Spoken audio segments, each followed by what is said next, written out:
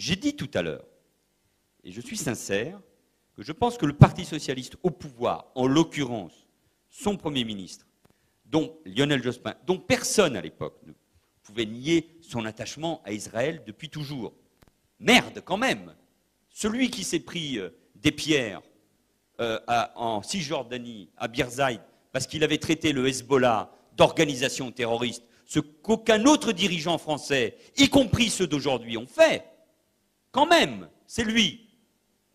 Mais j'ai toujours dit que et Jospin et Vaillant n'avaient pas pris suffisamment conscience de la réalité qu'était en train de subir la communauté juive dans toutes ces périodes. Moi, j'étais maire déjà, et je me rappelle avoir, un samedi matin, accompagné les membres de la communauté juive qui se rendaient à la synagogue d'Évry pendant tout le parcours, parce que dans 2 quartiers, ils recevaient des pierres de la part de gamins.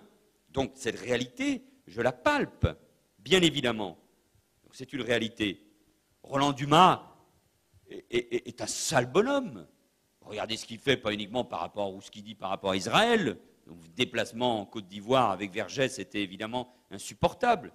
Il a été le ministre de François Mitterrand. Qui peut nier ici, je ne suis pas un mitterrandiste, mais que François Mitterrand a eu, vis-à-vis d'Israël, les gestes nécessaires. Il a succédé à un président de la République de droite qui regardait Israël depuis la Jordanie avec des jumelles. Donc la gauche, de ce point de vue-là, cher monsieur, n'a pas non plus de leçons à recevoir. Enfin, info. Oui, et ça a été déshonorant. Et j'ai été avec Pierre Moscovici et d'autres, en 1994, l'un de ceux tout jeunes, ça a été mes premières apparitions médiatiques, qui ont dit la honte, non pas du parcours de Mitterrand pendant la période de 1940 à 1945, parcours sans doute chaotique, mais qui ressemblait à celui de beaucoup de Français. Il a été aussi résistant, mais c'est la honte de cette relation avec Bousquet, bien évidemment. Bien évidemment. Bien évidemment. Et quand vous en parlez avec Badinter et Jacques Attali, ils ont du mal à vous répondre à cela. Alors qu'ils se sont retrouvés, succédant ou précédant un rendez-vous de Mitterrand avec Bousquet. Donc pas de problème là-dessus, cher monsieur, si vous voulez qu'on aille jusqu'au bout du débat. Troisièmement, je me méfie aussi de tout ce qui circule sur Internet et sur Martine Aubry sur ces questions-là.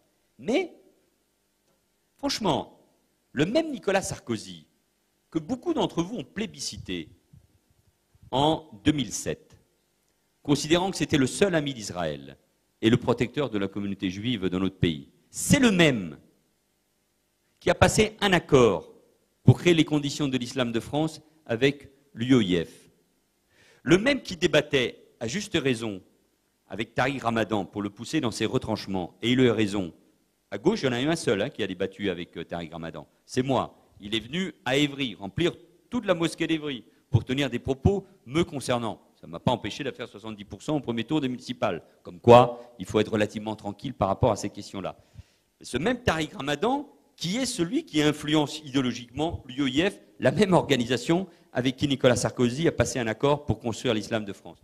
Ça veut dire que tout ça est un peu ambigu. En tout cas, moi, ce que je peux vous dire, parce que je ne parle que pour moi, c'est que la lutte contre l'antisémitisme, je vous dis ça pour des raisons politiques, historiques, ma famille est profondément liée à Vladimir Yankelevitch, qui a écrit le plus beau livre qu'on puisse écrire sur l'imprescriptible et sur la Shoah. Par ma femme, je suis lié de manière éternelle à la communauté juive et à Israël, quand même. Donc je ne viens pas ici pour recevoir des leçons de brevet de lutte contre l'antisémitisme. Qu'il y ait des ambiguïtés dans la société française, c'est pas ce que je voulais vous dire, mais comme j'ai la parole, je la garde et je manifeste un peu d'habileté. Mais en tout cas, qu'il y ait plus que de l'ambiguïté dans la société française, dans de nombreux cercles, à gauche comme à droite, mais évidemment, c'est pour ça qu'il faut être impitoyable, clair sur ces questions, bien évidemment.